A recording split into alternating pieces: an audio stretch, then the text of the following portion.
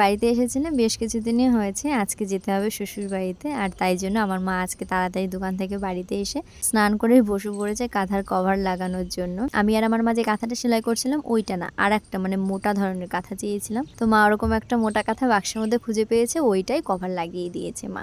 আর এদিকে মা এখন বানাচ্ছে পিঠে। মা বলছিল পিঠে খাওয়াবে, তো জিজ্ঞাসা করেছে কোন পিঠে? আমি বললাম যে তেলের পিঠে, কারণ আমার তেলের পিঠে খেতে ভীষণ পরিমাণে ভালো লাগে।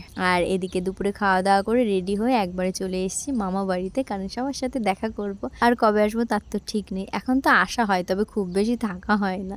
আর আমার বোন গেছিল বনগাঁতে, ওর আসতে দেরি হচ্ছিল বলে একটু দাঁড়ালাম। তো বোনের সাথে দেখা করে নিয়ে এই যে এখন বেরোবো। ও জানে যে আমি যাব, আর বিকেল বেলাতেই যাই এই দিক থেকে। তো বললো কি একটু আগে আগেই বেরোতে, কারণ বাসের সমস্যা হচ্ছে। আর সত্যি দেখো বাস পাইনি, অনেক দাঁড়িয়ে থেকে তারপরে অটোতে করে বনগাঁতে এসেছি। আর তারপর থেকে ভালোভাবে আসতে পেরেছি। আর ও অফিস থেকে বাড়ি যাচ্ছিল, ওকে বলছিলাম দাঁড়াতে, তো ওই যে একসাথে এখন যাব।